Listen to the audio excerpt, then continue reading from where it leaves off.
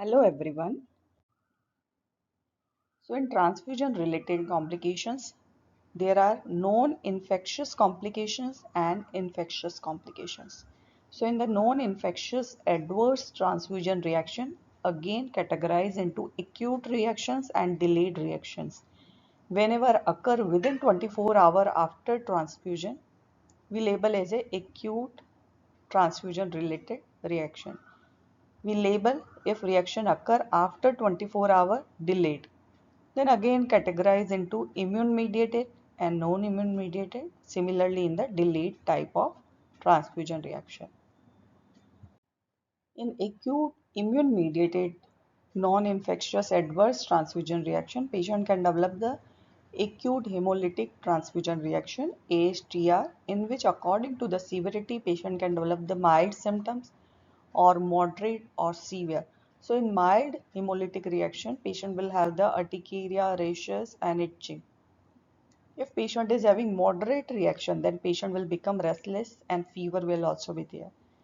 If severe category of hemolytic reaction occur, then tachycardia, tachypnea, dyspnea, even hypotension, acute renal failure, DIC, or even patient can go into the shock and even death can also occur. So reaction severity will depend on how much reaction is occur in the body. This is the classical triad of the severe reaction. So patient will have the fever, kidney pain and hemoglobinuria. This reaction occur because of increased RBC destruction due to interaction of the recipient preformed antibody with the donor red cell antigen, resulting in immediate destruction of the transfused red cell. It is because of minor blood group incompatibility. For ABO and RH, they are doing the compatibility test, but for minor blood group in each and every blood bank, this facility is not available. Minor blood group, example Kale, Duffy, all these are the minor blood group antigen. So for this, patient may be having the incompatibility and patient can develop this reaction. It is also known as alloimmunization. For the treatment of acute hemolytic transfusion reaction, immediately stop the blood transfusion. Send the post-transfusion blood sample and also send the bag and tubing to the lab. There is a no specific treatment. We have to monitor the vital every 10 to 15 minute interval. We have to mainly resuscitate the patient by fluid therapy, and we should target the diuresis urine output at least 0.5 to 1 ml per kg per hour. Antipyretic antihistaminic given for the symptomatic treatment. We should maintain the normokalemia pH, urine pH should be more than 6.5, BP should be maintained by the fluid and inotropes. Platelet should be more than 20,000 and fibrinogen should be more than 100 milligram per dl.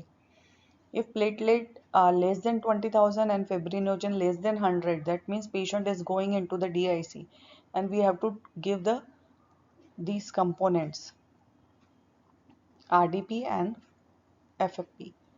There are some drug under the trial, ruxolitinib and eculizumab. We can give for severe case, and continuous hemofiltration or plasma exchange can be done whenever there is a severe category of hemolytic reaction.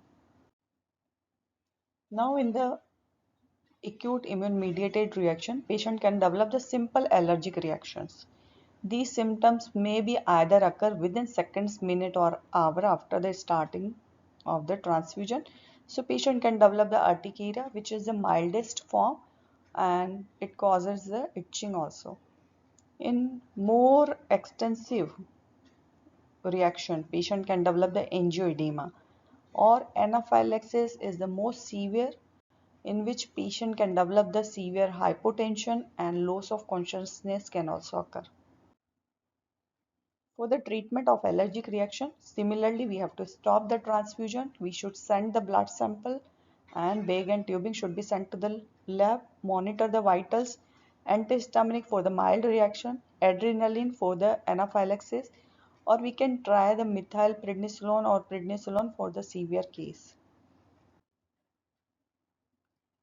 In immune-mediated acute reaction, patient can develop the febrile non-hemolytic transfusion reaction. So in febrile non-hemolytic reactions. These are the most common reactions. So allergic reactions and febrile non-hemolytic reactions are the most common transfusion reaction, in which rise in the temperature of at least 1 degree centigrade which chills rigor during or shortly after transfusion occur. This is cytokine mediated systemic inflammatory response which lead to the fever. For the treatment of febrile non-hemolytic transfusion reaction, similarly we have to stop the transfusion.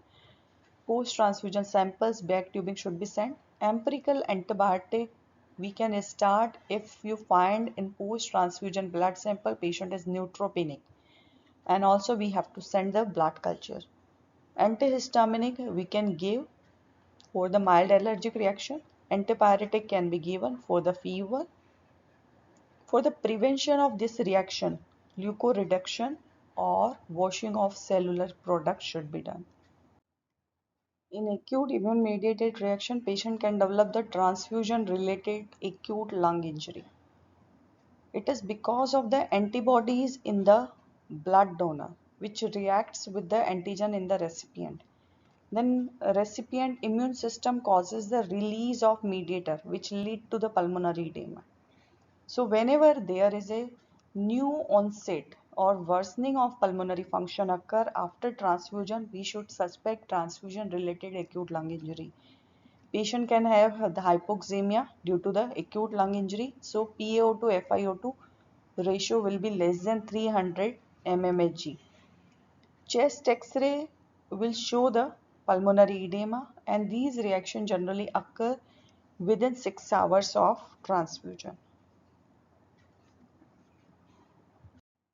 So for the transfusion related acute lung injury, treatment will remain same. We should discontinue the transfusion. We should send the blood sample and bag tubing to the lab. Patient should be keep on respiratory support, oxygen therapy or mechanical ventilation with protective lung ventilation strategy. IV fluid, adrenaline, antihistaminic should be given to the patient. There is a controversial role of diuretic, steroid, albumin and statins. So these drugs should not be given to the patient because it can harm the patient. In acute non-immune mediated transfusion reaction, patient can develop the transfusion related sepsis. So at least one of the following features patient can develop within 90 minutes of transfusion. So fever more than 39 degrees centigrade or 102 degree Fahrenheit, rise of more than 2 degrees centigrade or more than 3.5 degree Fahrenheit from the baseline, with or without chills, rigor, tachycardia or change in systolic blood pressure either decrease or increase. We can label as a transfusion related sepsis. We should discontinue the transfusion. Post-transfusion blood sample, bag and tubing should be sent to the lab. We should start the oxygen support. Fluid should be started. We should also start the empirical antibiotic and send the blood culture. Antibiotic for the fever, adrenaline and antihistaminic can be given. Patient can develop the transfusion associated circulatory overload, so new onset of respiratory symptoms within 6 hours, elevated natriuretic peptide and signs of left heart failure, and radiological evidence of pulmonary edema will be there. We should do the same thing as in previous. Keep the patient on respiratory support, oxygen therapy or mechanical ventilation with protective lung ventilation strategies. Diuretics are effective whenever there are signs of circulatory overload. So furosemide should be given. Patient can also develop the citrate toxicity if large volume of blood is given to the patient. Because increased plasma citrate chelate the calcium ion, patient will develop the hypocalcemia because of citrate toxicity and symptoms of hypocalcemia will occur. Transfusion associated hyper and hypokalemia both can occur. Hyperkalemia because of RBC lysed and potassium will be released and its level will be increased. Hypokalemia is more common than the hyperkalemia. It is because donor red cell reaccumulate the potassium ion intracellularly. And also citrate metabolism causes a further movement of the potassium into the cell. So patient can develop the hypokalemia also. Coagulopathy, hypothermia, air embolization can also occur due to blood transfusion. Now in the delayed immune-mediated reaction, patient can develop the delayed hemolytic transfusion reaction in which ALO, autoimmunization, hemolytic reaction, anaphylactic reaction all can occur. Alloimmunization means patient is having antibody to the foreign red cells. Whatever RBC we will transfuse, patient is already having the antibodies to these. Example, minor blood group incompatibility occur and lead to the alloimmunization. Autoimmunization means patient is developing the antibody to the own red cell antigen. So destruction of own RBC occur in autoimmunization, while in the alloimmunization, destruction of the donor RBC occur. Now the patient can develop the transfusion associated graft versus host disease in delayed immune mediated reaction, in which patient will have the fever, rashes, or rashes can be maculopapular, which can progress to the bully formation, enterocolitis with watery diarrhea, altered liver function test, pancytopenia, all can occur. This reaction generally occur after 8 to 10 days of transfusion. Now in the non-immune mediated reaction, patient will have the iron overload. So whenever patient is chronically regularly transfused in the thalassemia major, transfusion dependent thalassemia, patient will develop the iron overload. A unit of RBC contain 250 milligram iron, and when RBC will be destroyed, released iron is stored in the body as a hemosiderin and the ferritin.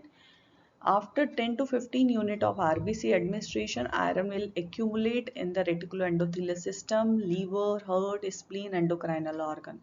And this deposited iron causes the tissue damage which lead to the heart failure, liver failure, diabetes, hypothyroidism, various endocrinal problems. Now in the infectious risk or infectious complication of the transfusion, various transfusion transmitted infection can occur.